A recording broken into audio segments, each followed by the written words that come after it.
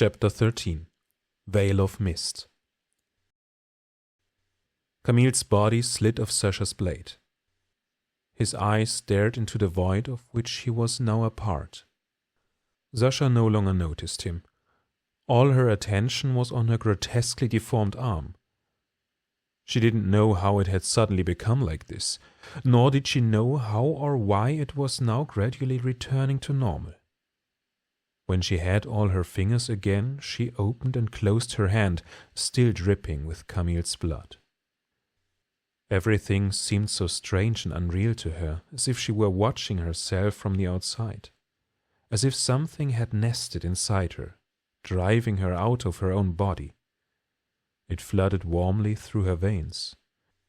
It sent tiny sparks through her fingertips. It settled like a hand on her shoulder from within and calmed her. She trusted this presence and let herself be guided by its silent commands. She sensed one of Camille's lackeys charging at her. Each of his movements created an echo that resonated in her head. And just as he was behind her, about to throw his full weight on her, she dissolved into scarlet mist. Suddenly she had 1,000 eyes. She saw and felt everything her misty form touched. Her clothes falling to the ground, the boy's back as he ran through her, the lungs of the others burning from within. It all happened in an instant, yet stretched into an eternity.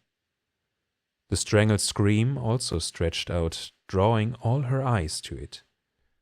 They caught a glimpse of the boy, accompanied by a prolonged squelch, slowly sinking into the spring. It seemed like a miracle to her that every particle found its way back to its place. She watched as her body reassembled, piece by piece, until finally her last misty eye disappeared and she was back in her mind and body. Naked, with skin covered in scarlet veins, she stood there like someone dead and newly born. Slowly she became aware that Mikhail was conscious again. He struggled to his feet and looked at her, and Sasha thought she saw fear and disgust in his eyes. "Don't look at me," she whispered weakly, trying to cover herself as best as she could. She couldn't bear to meet his gaze. The shame and certainty weighed too heavily that the Sasha he knew had dissolved with the mist. Before him stood only a monster in the same form.